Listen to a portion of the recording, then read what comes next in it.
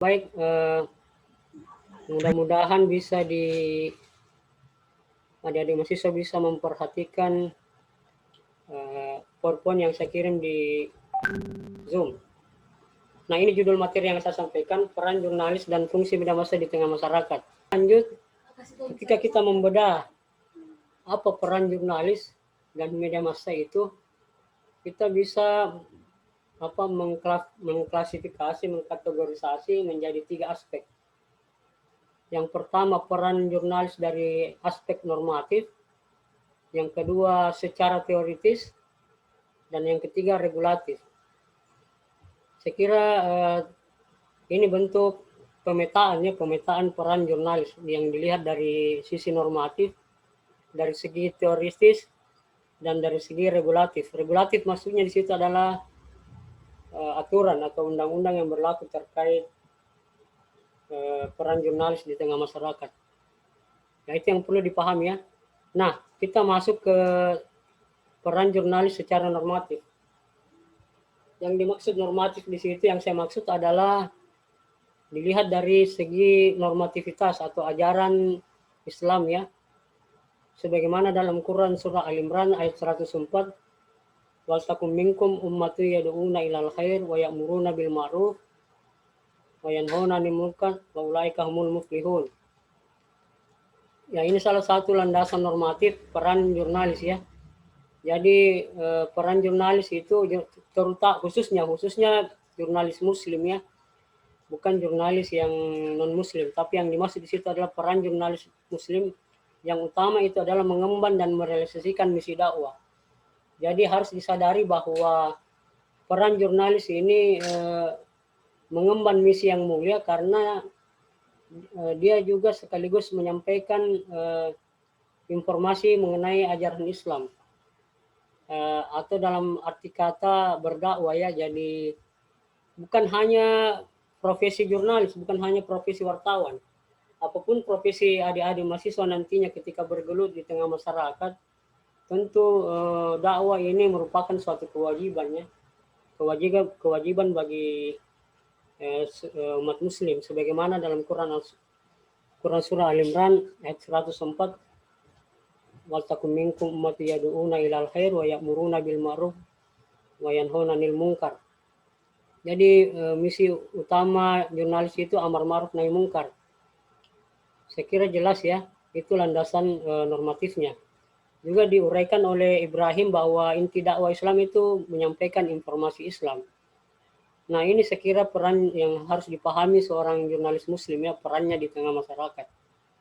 Lalu kemudian secara normatif saya kira juga disinggung oleh kelompok 5 tadi, sedikit ada disinggung bahwa jurnalis itu perannya adalah muaddib sebagai pendidik umat. Yang kedua adalah musaddid, pelurus informasi. Yang ketiga adalah mujaddid, pembaru atau pemahaman ajaran Islam. Kemudian yang keempat muwahhid, pemersatu ukhuwah Islamiyah. Tadi disinggung oleh kelompok 6 ya, ada semacam pemersatu umat ya. Kemudian yang kelima adalah mujahid, pejuang, pembela atau penegak agama Islam. Ini bisa dilacak dalam buku Sufkasman ya, Jurnalisme Universal. Kemudian saya kira banyak lagi secara detail apa peran jurnalis, itu nanti bisa dibaca lebih jelas di PowerPoint yang akan saya kirim di Edlink dan grup WhatsApp.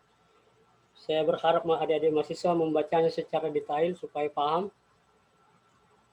Saya beralih ke peran jurnalis secara teoritis. Saya kira secara teoritis ini sudah disinggung juga oleh kelompok 6 ya.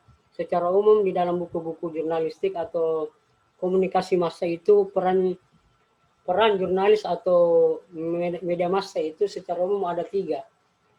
To educate, to inform ya. Yang pertama adalah to inform atau menyampaikan informasi. Yang kedua adalah to educate atau peran mendidik masyarakat atau halayak. Kemudian yang ketiga adalah peran menghibur, to entertain. Jadi ada 3 peran secara umum, tetapi pakar lain menambahkan, ada yang menambahkan peran kontrol sosial. Kemudian ada peran interpretatif, peran pengawalan dan peran ekonomi. Saya kira ini peran-peran yang dimainkan oleh baik oleh wartawan secara individual atau pers atau media massa secara kolektif. Jadi pers, peran yang dimaksud di sini adalah baik itu peran individual atau peran secara kolektif ya. Kalau kolektif itu kita berbicara lembaganya. Nah, baik kita lanjut ke peran pers secara regulatif. Setidaknya ada tiga landasan utama peran pers atau media massa secara regulatif ya. Yang pertama itu adalah Undang-Undang Pers nomor 40 tahun 1999, bisa dilihat di pasal 3, pasal 5, dan pasal 6. Kemudian undang-undang lainnya itu adalah Undang-Undang Penyiaran nomor 32 tahun 2002, khususnya di pasal 4 ayat 1, pasal 4 ayat 2, dan pasal 5. Adik-adik mahasiswa bisa download langsung di website Dewan Pers ya. Saya sudah share alamat webnya di PowerPoint ini, nanti adik-adik bisa lacak sendiri sumber undang-undang ini. Kemudian yang terakhir adalah kode etik jurnalistik ya.